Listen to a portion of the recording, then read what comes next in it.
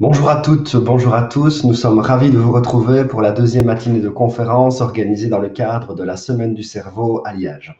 Avant de commencer, permettez-moi de vous donner quelques indications logistiques. La séance dure environ 1 heure. Pendant la séance, vous pouvez poser vos questions via le chat ou par email à l'adresse science@uliege.be. Attention, science est au pluriel. Concernant le chat, nous vous remercions de ne l'utiliser que pour poser vos questions et pas pour partager d'autres commentaires, aussi sympathiques soient-ils. Il ne me reste qu'à céder la parole à la professeure Gabrielle Scantamburlo. Madame Scantamburlo, merci beaucoup d'être avec nous. Je vous souhaite à toutes et à tous une excellente conférence.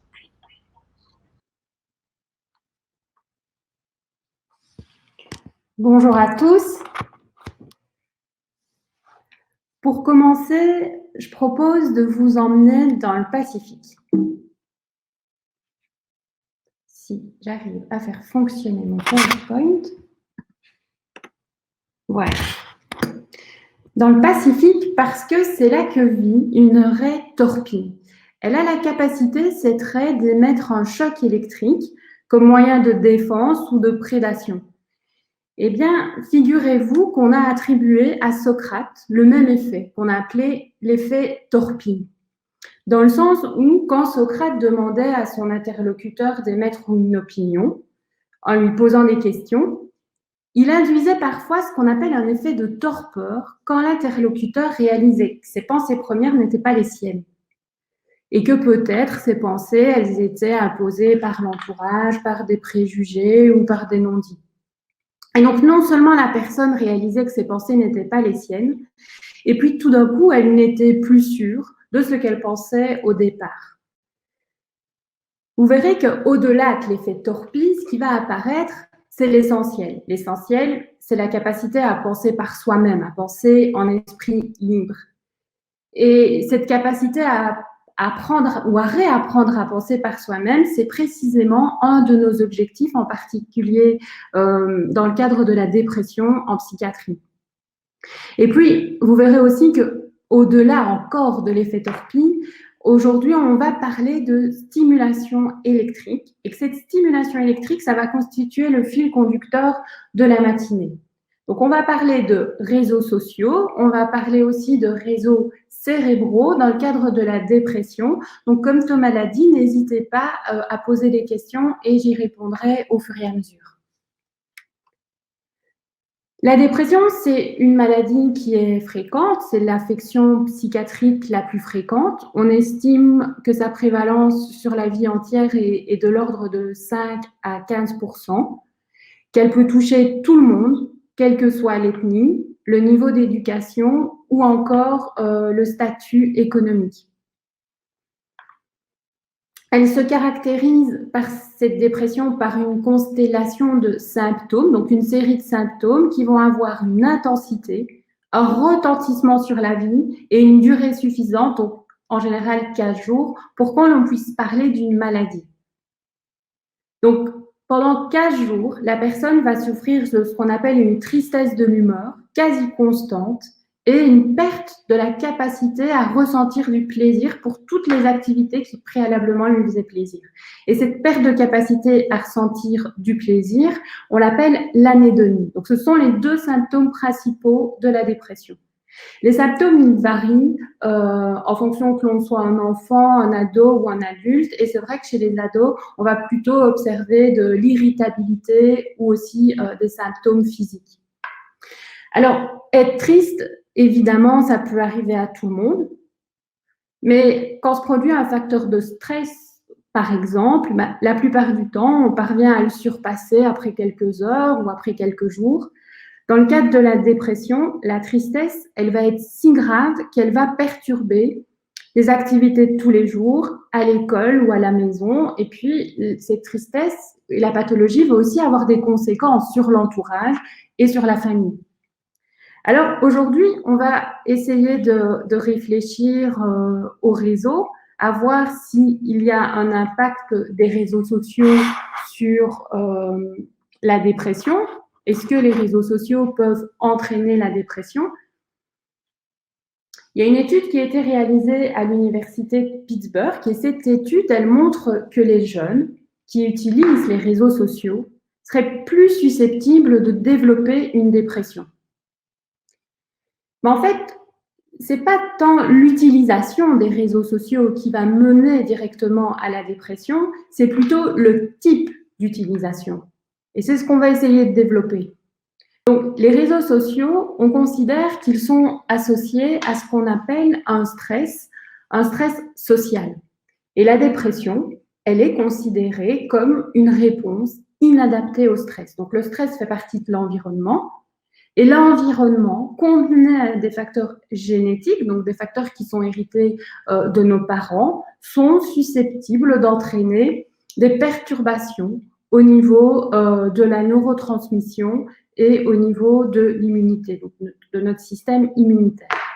Les sources de stress, elles sont nombreuses. Donc, on a parlé des réseaux sociaux, mais ça peut être aussi des situations de précarité, des difficultés financières, le fait d'être issu d'une minorité, subir une perte, un deuil, avoir des conflits dans la famille, des situations de négligence, de maltraitance, avec parfois des paroles qui peuvent être blessantes, rabaissantes, un stress à l'école, soit en lien avec des difficultés avec l'entourage ou encore un stress qui est lié à une espèce de pression où on veut bien faire, ou encore des situations de harcèlement. Donc, le stress va entraîner une perturbation de la neurotransmission et cette neurotransmission, elle est liée au fonctionnement de deux types de cellules, les astrocytes et les neurones. On compte près de 85 milliards de neurones dans le cerveau humain. Et la fonction principale des neurones, c'est de transmettre un message nerveux. C'est les neurotransmetteurs qui vont permettre la transmission du message nerveux d'un neurone à l'autre. Et les molécules actives, vous voyez, elles vont être libérées au niveau du neurone et elles vont être réceptionnées par un autre au niveau de la fente synaptique. Donc, ce sont les neurotransmetteurs. Et vous voyez que le message électrique, au niveau de la fente synaptique, va se transformer en message chimique. En ce qui concerne la dépression, les principaux neurotransmetteurs qui sont cités sont la sérotonine, la noradrénaline, la dopamine. Et on va essayer, avec nos antidépresseurs, d'agir sur ces neurotransmetteurs. On considère en fait que les neurotransmetteurs, ils vont être libérés, mais de manière anarchique, de manière qui n'est pas vraiment fonctionnelle.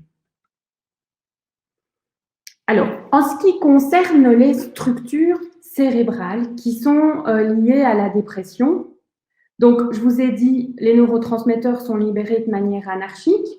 Ils transmettent un message entre différents noyaux du cerveau. Et les différents noyaux, c'est d'une part l'amygdale cérébrale, qui est vraiment considérée comme la sonnette d'alarme de notre cerveau quand on est face à la perception d'une menace dans l'environnement, quand on est face à un stress, en particulier quand on est face à un stress chronique.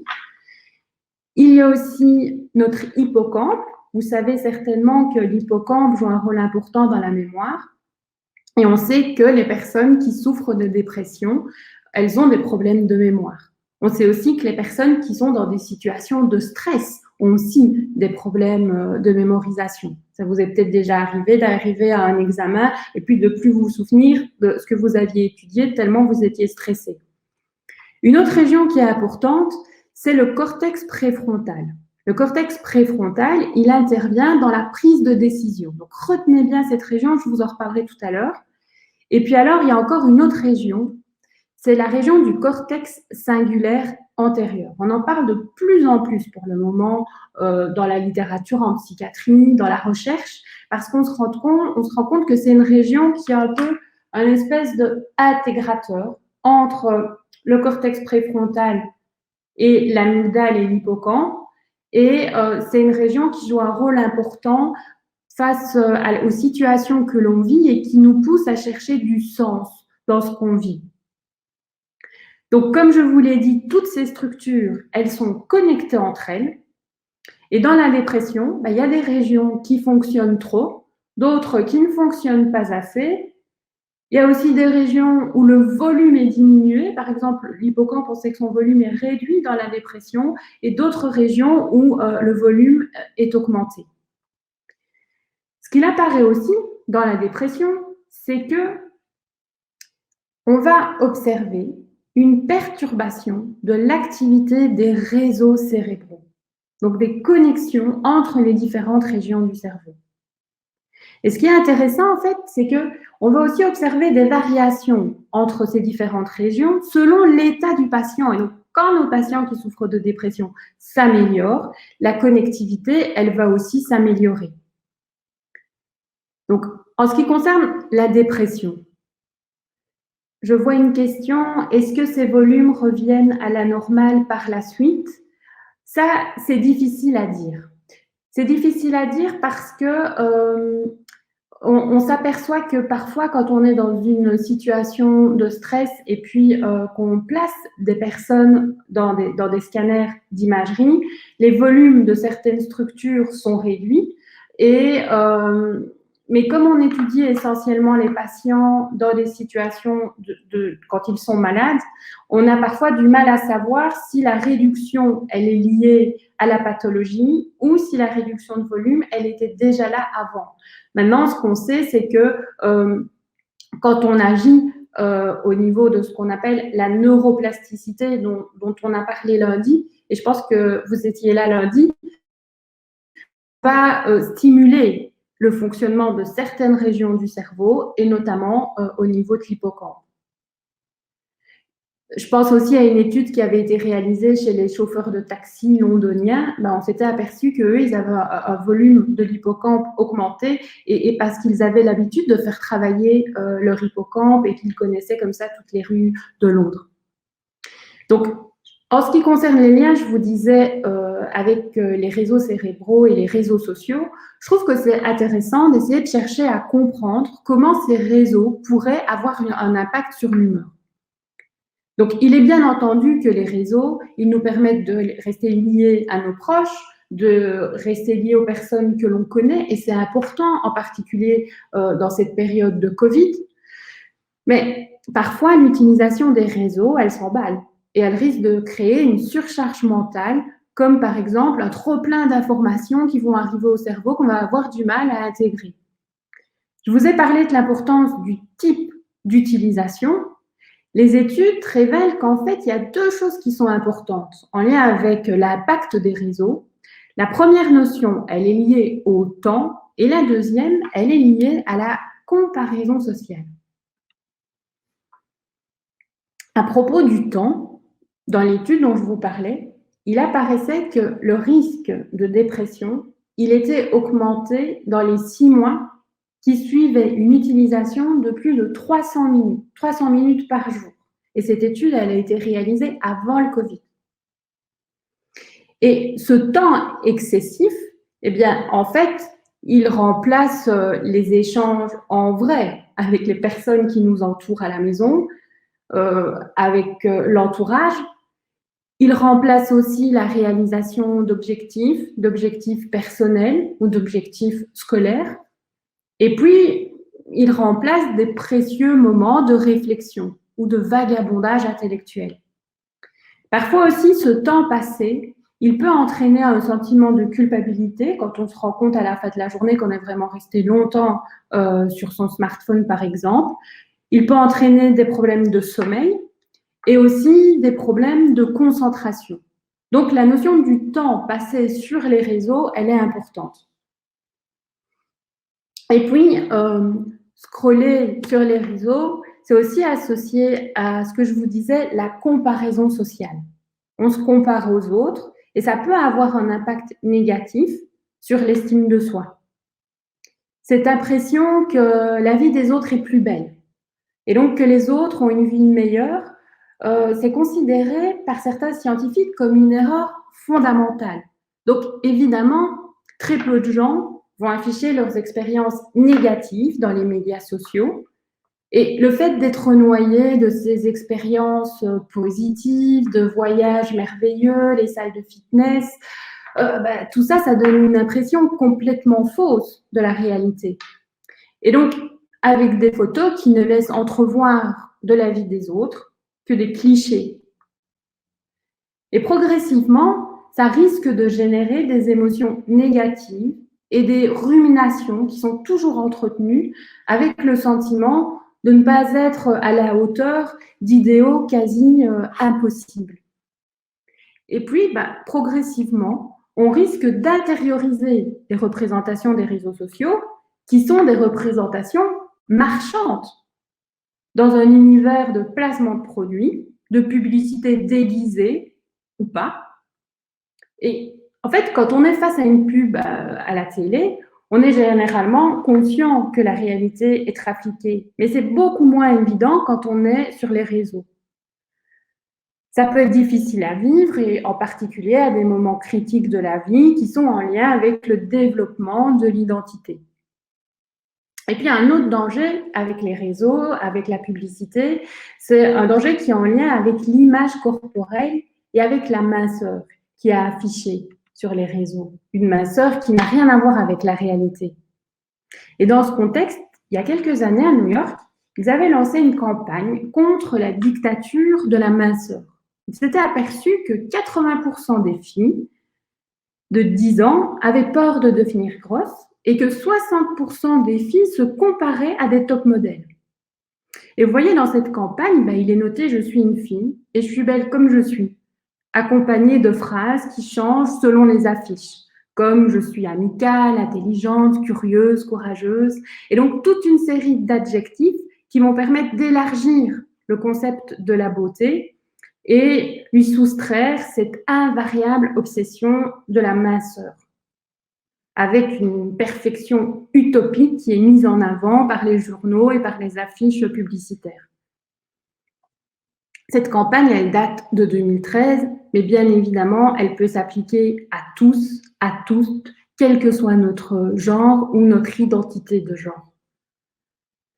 Et donc, quand on parle des réseaux sociaux, de l'impact des réseaux sociaux, vous voyez qu'il y a une nuance qui est à apporter en lien avec le temps passé sur les réseaux, en lien avec la comparaison sociale, ce que j'appelle plus belle ta vie, avec l'image corporelle, sans parler aussi du risque d'intimidation, de harcèlement sur les réseaux, d'attaque quant à notre valeur. Et c'est tous ces éléments qui constituent des facteurs de stress. Pour revenir à la dépression, donc je vous disais, elle est envisagée comme une réponse qui est inadaptée au stress, en particulier au stress social. Mais plus que les événements uniques, ce qu'il faut bien avoir en tête, c'est que c'est la répétition des stress, la chronicité, donc le fait que ça dure, et c'est une accumulation de stress qui sont associés à la dépression. Certains utilisent la métaphore d'un seau, d'un panier, moi je préfère un panier d'une personne qui va se remplir de toute une série de stress et finalement, à un moment donné, elle ne va plus pouvoir les surmonter, tous ces stress, et alors elle risque de développer une dépression.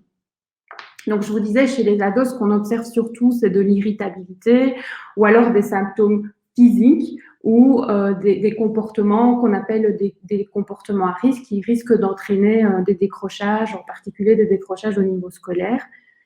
D'autres types de symptômes en lien avec la dépression, donc en plus de la tristesse, de la perte de la capacité à ressentir du plaisir, ça peut être aussi la fatigue, le fait d'être ralenti, des problèmes de mémoire, de concentration, des troubles du sommeil, des troubles de l'appétit. Il y a des personnes qui perdent jusqu'à 10 kilos par mois quand elles souffrent de dépression. Et donc, des fois, quand on voit des personnes qui sont hospitalisées, on recherche aussi si la personne ne souffre pas d'une autre maladie. Un autre type de symptôme concerne un sentiment de dévalorisation, d'inutilité, de désespoir et parfois aussi des idées suicidaires. Alors, à côté de ces facteurs de l'environnement, on observe aussi toute une série d'altérations au niveau du cerveau. Voilà, ici une question. Est-ce que l'heure à laquelle nous allons sur notre téléphone cause également des troubles de concentration du sommeil, ou bien est-ce que c'est juste notre temps d'écran qui cause cela? C'est une excellente question parce que, en fait, l'heure aussi, elle peut entraîner des troubles du sommeil. C'est en lien notamment avec la luminosité qui est transmise par le smartphone. Et en plus, on va envoyer encore une fois toute une série de sollicitations au niveau de notre cerveau. Donc, en général, on conseille de ne pas regarder son téléphone au moins 1 ou 2 heures avant d'aller se coucher. Et c'est vrai qu'aujourd'hui, on vit dans une société où on a notre téléphone à côté de nous sur la table de nuit et c'est tentant d'aller regarder son téléphone avant d'aller s'endormir. Donc évidemment, le fait de regarder donc son téléphone avant d'aller se coucher, ça peut aussi entraîner des problèmes de sommeil et des problèmes de concentration, sans parler de l'info sur laquelle vous risquez de tomber quand vous allez voir votre téléphone, vous êtes dans votre lit et puis ça risque d'entraîner aussi des problèmes de sommeil. Je vous disais donc, je reviens à mon exposé, que la dépression, elle s'accompagne de symptômes et elle s'accompagne d'anomalies au niveau du cerveau. Alors, quand on y regarde de plus près, la dépression, elle est associée à toute une série de perturbations. La première perturbation, c'est l'activation de l'axe du stress. Et vous savez certainement que quand on est soumis à un stress chronique, on va observer une augmentation de la libération de cortisol. Donc, cette fameuse substance qui est toxique et en particulier pour l'hippocampe. Deuxième phénomène qu'on observe dans le cadre de la dépression, c'est une augmentation de l'inflammation.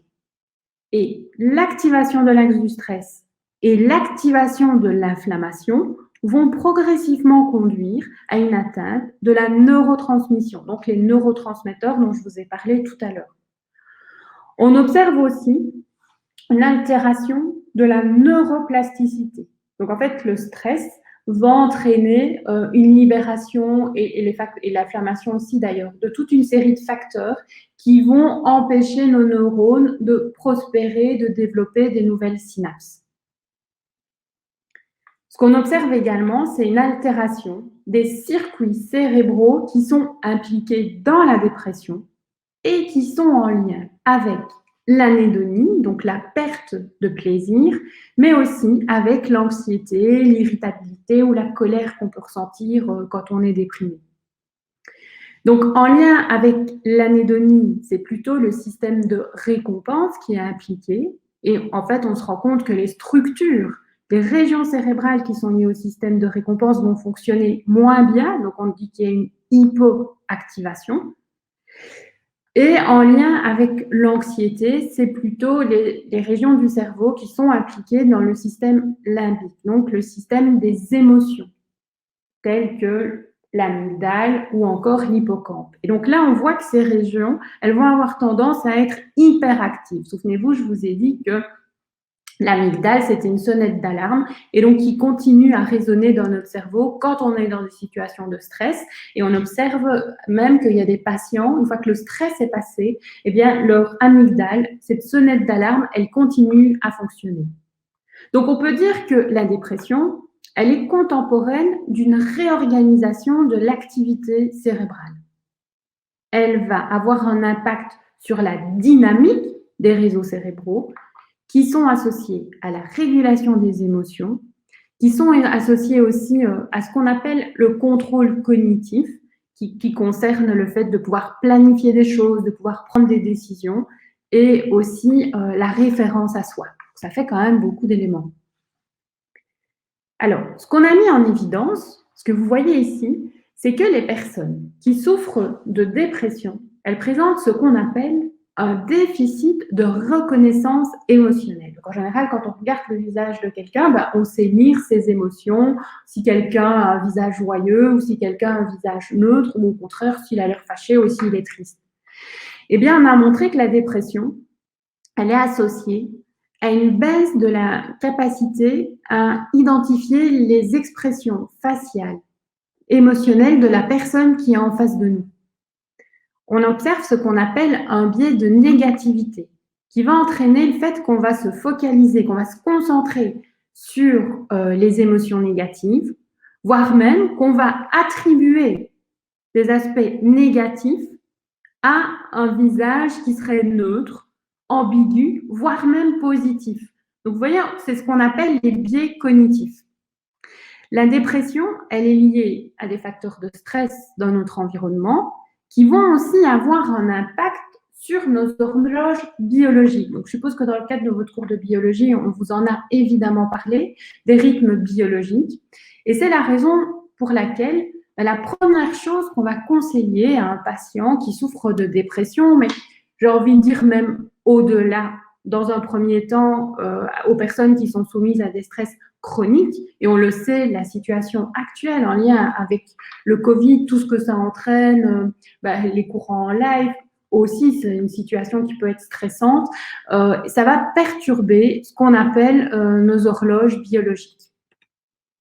Et donc, la première chose qu'on va conseiller à un patient qui souffre de dépression, c'est pas un antidépresseur, c'est d'abord des règles d'hygiène de vie, un peu des bonnes vieilles recettes de grand-mère, mais aujourd'hui, on s'aperçoit que toutes ces recettes d'un esprit-corps dans un corps sain, elles trouvent aussi une explication au niveau du cerveau en lien avec cette activation de l'axe du stress et l'activation du système immunitaire.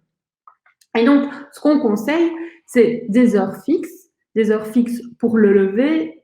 On conseille des routines qui alternent évidemment avec des périodes de créativité, mais c'est quand même important de garder nos repères. Et notamment, même si vous n'avez pas cours, c'est important de suivre tout ce qu'il est noté au niveau de votre agenda et de réaliser finalement vos apprentissages aux heures qui étaient initialement prévues. On conseille aussi de l'air pour activer l'oxygénation au niveau de notre cerveau, de la lumière, parce que l'impact de la lumière, il est important, des activités physiques et des interactions sociales régulières autant que possible. Alors, ça, c'est le premier type de conseil qu'on donne à des personnes, soit qui souffrent d'un stress chronique, soit qui souffrent de dépression, parce qu'on sait que ça va avoir un impact majeur sur l'immunité et sur l'axe du stress. La deuxième chose qu'on va aussi conseiller, c'est toute une série de méthodes pour réduire l'axe du stress, notamment la relaxation. On a montré aussi que la méditation ou la pleine conscience pouvait avoir des effets qui étaient assez intéressants. On a par exemple aussi mis, il y a des moines bouddhistes qui ont été mis dans des machines d'imagerie, donc en lien avec le Dalai Lama, et on a vu que non seulement il y avait une diminution après la méditation des hormones du stress, une diminution dans les machines dont je vous parle de l'activation des structures qui sont en lien avec l'axe du stress, mais aussi une amélioration de l'immunité. Donc, amélioration des rythmes biologiques. Deuxièmement, des méthodes pour diminuer le stress. On conseille aussi parfois de la psychothérapie, parfois même souvent plutôt que des antidépresseurs. On conseille la psychothérapie pour apprendre à traiter les idées négatives et les perceptions négatives du monde, parce que je ne vous ai pas dit, en fait, si on devait synthétiser la dépression, on dirait que c'est avoir une perception négative de soi, perception négative du monde, souvenez-vous les expressions faciales, donc perception négative de soi, du monde et du futur. Et donc, on essaye avec la psychothérapie d'intervenir au niveau de ces idées négatives et de toutes ces perceptions. Il y a une autre question qui est en lien où on me demande quels sont les exemples de comportements à risque. En fait, les comportements à risque, c'est ce qui concerne notamment les consommations de substances, parce que c'est vrai que quand on souffre ou quand on ressent une douleur morale, il y en a même qui disent que c'est une douleur sociale, parfois on est tenté de consommer, soit de consommer de l'alcool, soit de consommer des substances illicites, et ce sont en fait des substances qui risquent d'entraîner, donc c'est un comportement à risque qui peuvent aussi entraîner des situations où on perd son jugement et on risque de faire des choses qu'après on pourrait regretter. C'est des comportements qui sont toxiques et nocifs pour la santé. Je pense notamment à la prise d'alcool qui peut entraîner des symptômes dépressifs, mais qui peut aussi entraîner toute une série de comportements qui peuvent être dommageables, comme par exemple les personnes qui prennent le volant quand elles ont consommé ou qui sont agressives et même qui sont parfois violentes sous l'effet de l'alcool. Et je pense aussi à la consommation de cannabis qui peut, dans certaines situations, révéler une schizophrénie, donc c'est-à-dire donner des idées délirantes ou des hallucinations. Donc, pour en revenir au traitement, on a dit amélioration des rythmes biologiques, on a dit je perds le fil parce que j'essaye de poursuivre ma présentation et en même temps de lire les questions. Donc, comment se fait-il qu'une personne atteinte de dépression ait un impact négatif sur le cerveau? En fait, on pense que quand on souffre de dépression, notre axe du stress est perturbé. Et donc, cette perturbation de notre axe du stress et cette perturbation des systèmes inflammatoires va entraîner la libération de toute une série de substances qui vont être toxiques dans le cerveau, Arthur. Donc, elles vont être toxiques dans le cerveau et elles vont faire en sorte que nos réseaux cérébraux vont moins bien fonctionner. Et du coup, ça va perturber les circuits qui sont en lien avec les émotions, notamment les circuits du système limbique. Et quand on est comme ça dans une situation où le circuit des émotions fonctionne et fonctionne trop, on est submergé par les émotions. Et il apparaît que dans la dépression, c'est plutôt on est submergé par les émotions qui sont négatives. On va attribuer aux émotions négatives plus de poids finalement qu'aux émotions positives. Donc en fait, c'est tout un ensemble de choses qui font que notre cerveau il va être fragilisé. Et j'y reviendrai aussi tout à l'heure parce que je vous montrerai des méthodes de traitement qui sont en voie de développement où on va essayer d'agir en agissant sur ces différentes régions. Donc, je vous disais, rythme biologique, relaxation, psychothérapie, puis parfois aussi, on va prescrire des antidépresseurs.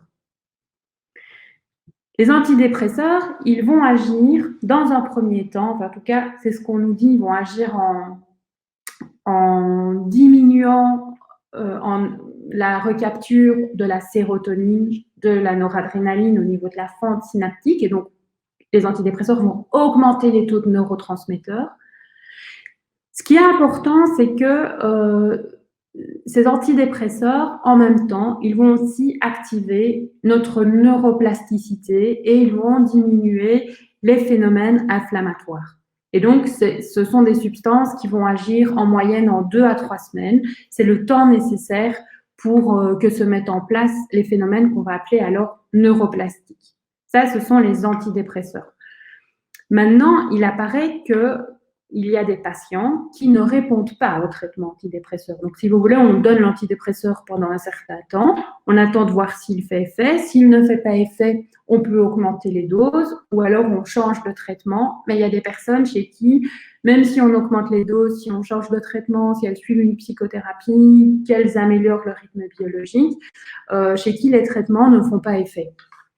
Et donc, toutes ces situations font qu'on a réfléchi au fait d'essayer de proposer des nouveaux traitements ou des traitements qui sont innovants dans l'idée de penser le cerveau comme un système dynamique qui doit être correctement chorégraphié.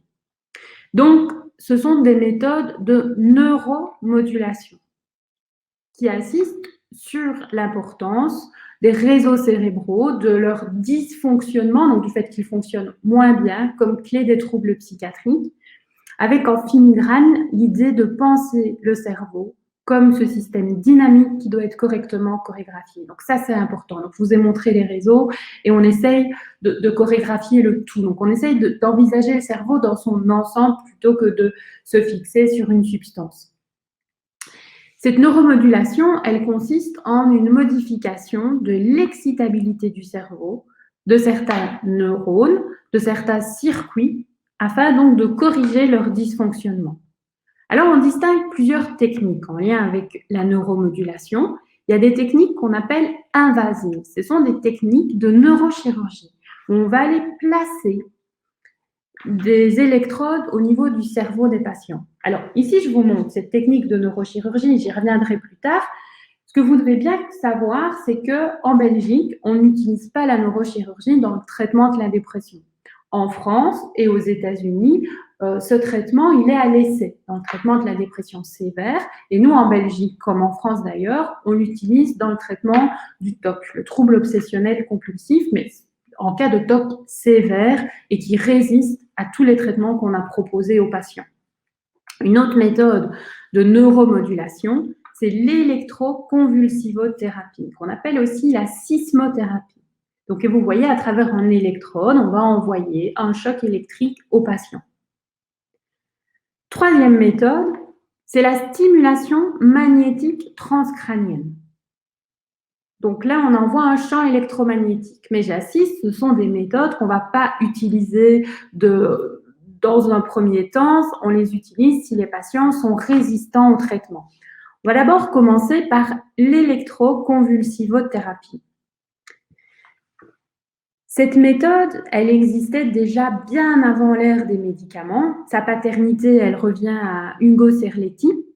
Et c'est une thérapie qui consiste à envoyer dans le cerveau une série d'ondes très brèves d'un faible courant électrique pendant quelques secondes pour déclencher une crise d'épilepsie. Et en réponse à la crise d'épilepsie, le cerveau va libérer des neurotransmetteurs qui vont l'aider par la suite. Donc, cette notion de crise convulsive, donc de crise d'épilepsie, elle est capitale, mais elle n'est pas suffisante. Il faut que la crise cesse et qu'elle cesse d'elle-même, parce que ce sont les enjeux et les mécanismes qui vont être mis en place par notre organisme qui sont à mettre en lien avec l'efficacité du traitement. Alors, c'est une vieille méthode. Maintenant, le principe reste inchangé, mais les modalités, elles ont largement évolué. On pense en matière d'action que cette stimulation électrique, elle va, je vous l'ai dit, moduler la libération des neurotransmetteurs. Elle va aussi entraîner une variation du flux sanguin, une amélioration du développement dendritique. Donc, on va jouer aussi au niveau des neurones. Certains disent qu'on va remodeler les synapses, donc les jonctions de connexion entre les neurones. On va libérer aussi toute une série de substances qui vont permettre la neuroplasticité. Et vous voyez, je vous disais que dans le cadre de la dépression, on observe une diminution de la connectivité cérébrale. Le choc électrique va modifier la connectivité. C'est une méthode, évidemment, qu'on n'applique pas à tous les patients. Donc, comme je vous disais, on sait que les patients à qui on va prescrire un traitement ne vont pas tous répondre au traitement. Il y a une partie de la population qui ne va pas répondre au traitement.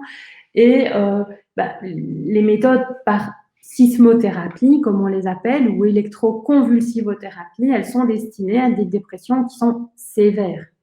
Vous voyez, j'ai noté des dépressions avec des caractéristiques psychotiques, parce que parfois la dépression, elle est tellement sévère, et si elle n'est pas prise en charge, que des personnes vont développer des idées délirantes ou des hallucinations. Parfois aussi, je vous disais, la personne, elle peut avoir des idées suicidaires qui sont importantes, ou alors elles peuvent être tellement mal qu'elles vont avoir tendance à se négliger, à beaucoup moins manger, voire à ne pas s'hydrater.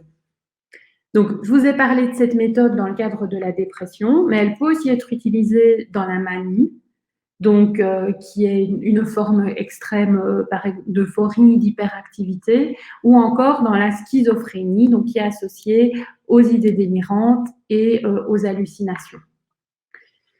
À côté de cette méthode d'électroconvulsivothérapie qui nécessite une anesthésie générale, on peut aussi proposer la stimulation magnétique transcrânienne répétée. Cette stimulation magnétique, elle découle de la loi physique qui a été décrite par Faraday en 1831, où un champ magnétique, en l'occurrence celui qui va être créé par une bobine placée contre la tête, va induire un champ électrique dans un élément conducteur, et ici c'est le cerveau. Et cette impulsion électromagnétique, elle va être capable d'induire un potentiel d'action dans les neurones qui sont localisés sous la bobine. Et vous voyez, finalement, cette méthode, elle va avoir des effets synaptiques, non seulement dans la région, mais aussi dans des régions auxquelles elle est connectée, en particulier au niveau du système limbique. Donc, vous voyez que cette méthode, elle va avoir des effets en cascade. Alors, attendez, je vois une autre question. On comprend votre exposé. Avec votre exposé, les mécanismes physiologiques. Socialement, parfois, la dépression est assimilée à des caprices, un manque de volonté et un manque de caractère. Oui, c'est comme ça. En fait, ce que vous évoquez là, ce sont des clichés qui sont en lien avec la dépression. Donc, c'est la question 1 qui est envoyée par mail. Ce sont des clichés. On assimile aussi la dépression à de la fainéantise. C'est des choses que j'entends aussi régulièrement et que je trouve assez abominables. Parce qu'en fait, ce que je vous montre, c'est que la dépression, elle est liée à toute une série de facteurs qui sont perturbés au niveau du cerveau. Probablement, je vous l'ai dit que évidemment, il n'y a pas que ces facteurs qui interviennent dans le déclenchement d'une dépression, mais et que les facteurs sociaux, ils sont importants. Les facteurs de stress que nous vivons. Donc, vous voyez, il y a biologie, il y a les facteurs de stress, il y a l'environnement, donc on dit les facteurs, le contexte biopsychosocial. Mais malheureusement, dans la société, il y a encore beaucoup de personnes qui pensent que la dépression n'est pas une vraie maladie, ou comme je vous disais, que c'est une fainéantise, que les personnes, elles sont là avachis dans leur canapé, qu'il faudrait qu'elles se bougent et que tout irait mieux. Mais non, la dépression, c'est une vraie maladie et c'est important de le dire parce que ces clichés font en sorte que les personnes qui sont déprimées, elles ont déjà une image négative d'elles-mêmes et du coup, elles vont aussi intérioriser l'image négative que les autres leur envoient. Et donc, c'est épouvantable parce que ce que je dis souvent, c'est qu'elles souffrent d'une double peine. Non seulement elles sont malades et en plus, il y a des personnes qui les regardent comme si elles étaient inférieures parce qu'elles sont malades ou parce que c'est pas une vraie maladie. Donc, c'est vraiment important. S'il y a bien un message à retenir aujourd'hui, c'est que la dépression, c'est une maladie qui est due à toute une série de facteurs et qui se traite comme les autres maladies. Et donc, c'est quelque chose que je répète souvent, le fait que c'est important de ne pas stigmatiser les personnes parce que quand on les stigmatise, elles ont honte. Quand elles ont honte, elles n'osent pas se traiter alors que les pathologies, elles se soignent. Ou alors, elles ont tendance à arrêter leurs médicaments un petit peu trop tôt. Donc, c'est important que nous, on le sache, qu'on le transmette parce que l'entourage joue aussi un rôle dans le traitement et dans le regard finalement qu'on porte sur les personnes qui sont malades. Comment lutter pour une meilleure compréhension générale face à cette maladie? C'est un peu dans le lien de ce que je viens de dire. Clarisse, est-ce que ça peut être l'inverse, une surnutrition en cas de dépression? Oui, c'est exact, Clarisse, tout à fait. Donc moi, je vous ai surtout parlé de la perte d'appétit, du fait que les personnes, parfois, elles ont tendance à moins manger. Ce qu'on observe aussi dans certaines formes de dépression, c'est l'inverse. Donc c'est une augmentation de l'appétit. et une prise de poids qui est associée à la dépression. Et donc oui, ça peut être lié à une surnutrition, en particulier en fait le fait de manger des aliments sucrés qui vont libérer des radicaux libres au niveau du cerveau et qui vont aussi activer les phénomènes inflammatoires. Et donc j'en profite aussi pour dire que je vous ai dit qu'il y avait une altération de l'appétit. Il y a aussi une altération du sommeil. Et donc, soit il y a certaines personnes, quand elles souffrent de dépression, qui dorment moins, soit il y a des personnes qui dorment plus. Donc, vous voyez, il y a différentes formes de dépression. Je vais revenir à la stimulation magnétique transcrânienne. Donc, la stimulation magnétique transcrânienne, je vous l'ai dit, on va envoyer, selon la loi physique de Faraday, un champ magnétique au niveau du cerveau des patients. Et vous allez voir que ce champ magnétique, on ne va pas l'envoyer n'importe où. On va l'envoyer dans une région dont je vous ai déjà parlé tout à l'heure. Cette région, c'est le cortex préfrontal. On va l'envoyer, que vous voyez. En fait, on a montré dans le cerveau. Si vous vous souvenez, je vous ai dit qu'il y a des régions qui fonctionnent moins bien et des régions qui fonctionnent trop. On a montré par exemple que quand le cortex préfrontal dorsolatéral fonctionne moins bien, toutes les capacités de prendre des décisions, de planifier les choses, de raisonner, elles sont diminuées. Alors que les régions qui sont en lien avec le système limbique, elles sont augmentées. C'est un peu comme si la personne, elle était submergée d'émotions, et je réponds encore avec ces éléments-là à la question que Arthur nous a posée tout à l'heure. La personne, elle est submergée d'émotions, et en même temps, elle a plus de difficultés à réagir, à penser, à planifier les choses. Et donc, c'est comme si la personne, finalement, elle avait perdu sa capacité de penser et en même temps, une part de sa liberté, puisqu'elle n'arrive plus à faire des choix et elle n'arrive plus à prendre des décisions et elle est complètement indécise. Et donc, avec la stimulation magnétique transcrânienne, on va aller agir au niveau de la région du cortex préfrontal dorsolatéral. Et encore une fois, en agissant au niveau du cortex préfrontal, qui fonctionnait trop peu, donc le bleu, ça veut dire que la région fonctionne moins bien, on va agir en cascade sur les autres régions auxquelles elle est connectée, et notamment la région du système limbique. Et on pense que la stimulation magnétique transcrânienne, elle agirait en normalisant les dysfonctionnements dont je vous ai déjà parlé, en agissant aussi au niveau du débit sanguin, au niveau de l'excitabilité cérébrale, avec des effets sur la neuroplasticité.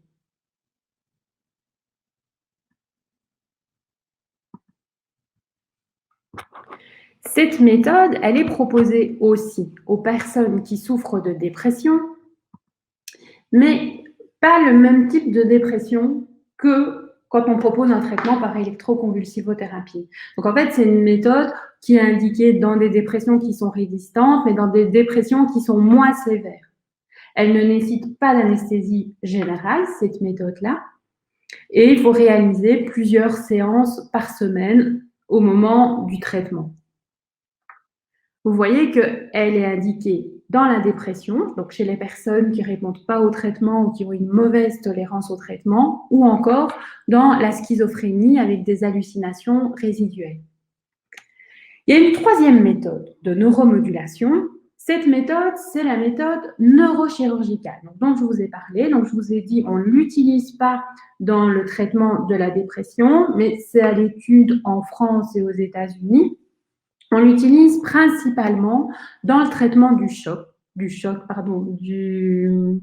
TOC, c'était pas loin, donc du TOC, où on va aller placer des électrodes au niveau de certains noyaux du cerveau. Et ces électrodes, vous voyez, elles sont reliées à un neurostimulateur qui va envoyer des impulsions.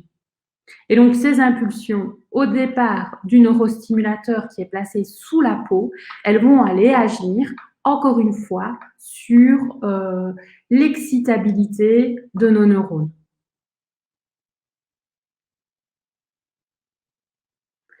Et donc, quand on revoit ensuite le patient en consultation, donc le TOC, c'est une maladie qui est liée au fait d'avoir des obsessions et des compulsions, par exemple des rituels de lavage ou de comptage, enfin, il y a toute une série d'obsessions et de compulsions. Et quand on revoit le patient en consultation, on a la possibilité de modifier l'intensité de sa stimulation.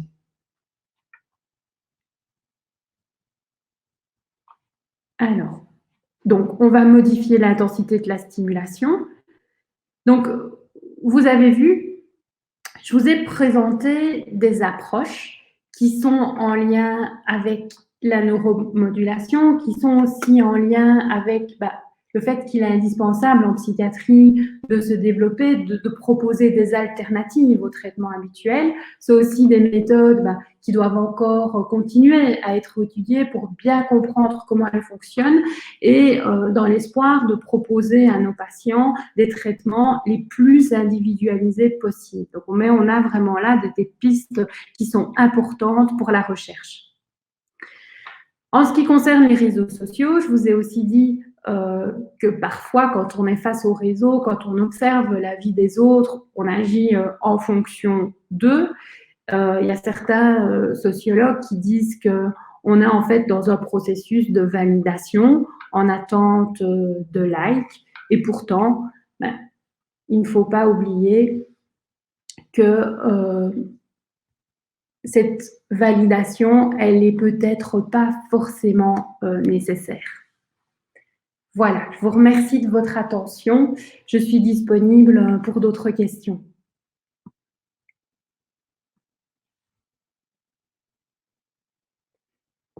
Alors, question par email 2. Quelle est la différence entre les anxiolytiques et les antidépresseurs?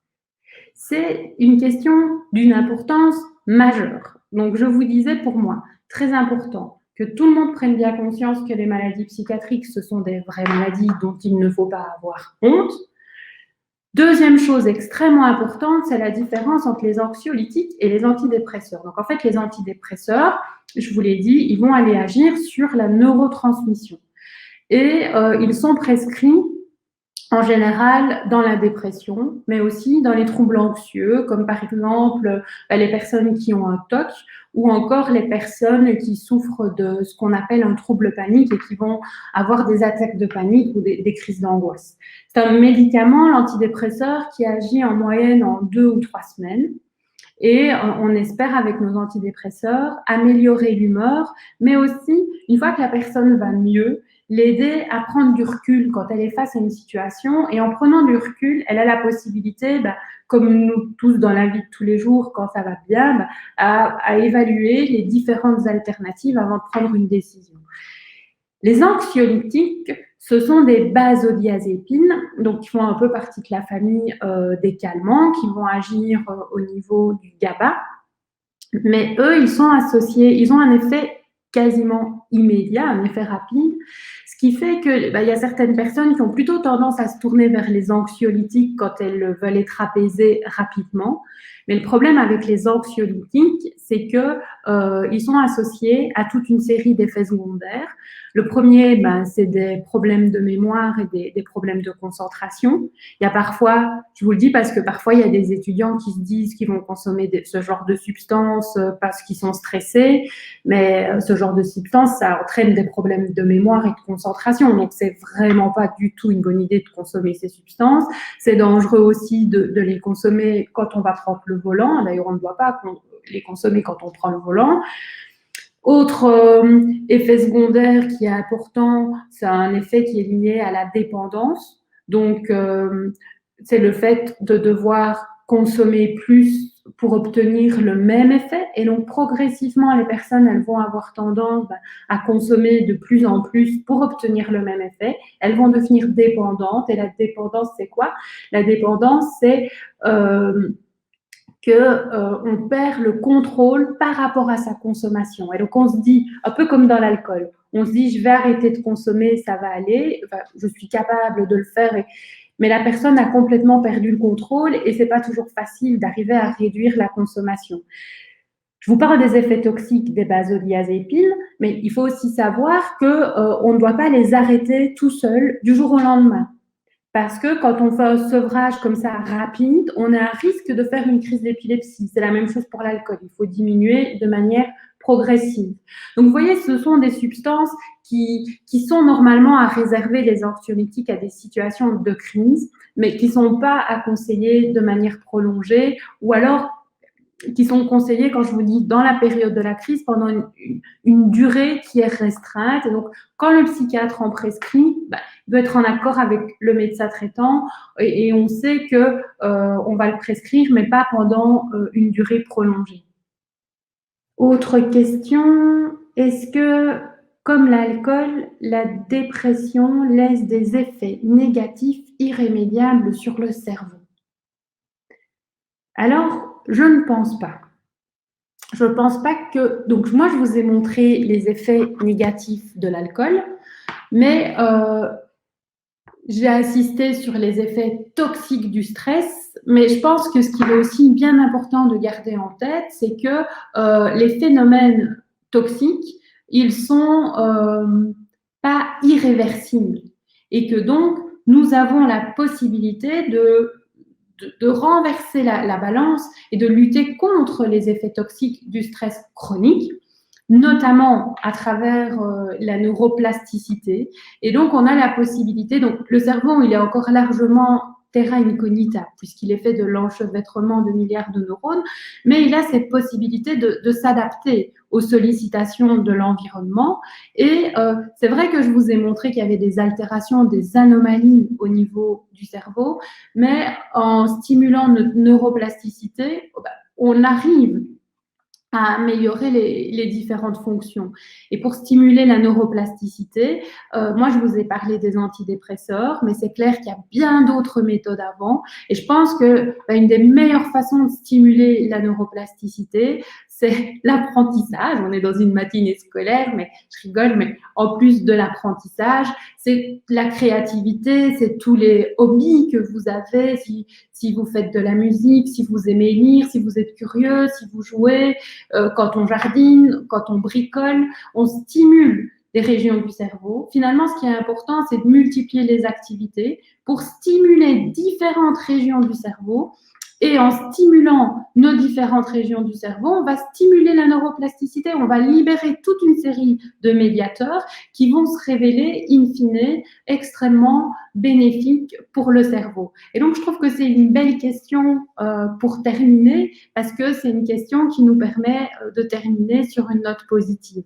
Eh bien, nous voici arrivés au terme de cette rencontre. Donc, nous remercions une fois de plus Madame Scantamburlo pour sa disponibilité et son très bel exposé. Nous vous remercions également tous pour votre participation. Si vous le souhaitez, nous nous retrouvons vendredi après-midi pour le dernier rendez-vous de cette semaine du cerveau, où nous assisterons à une séance de dissection commentée d'un cerveau humain. Bonne journée à tous. Au revoir.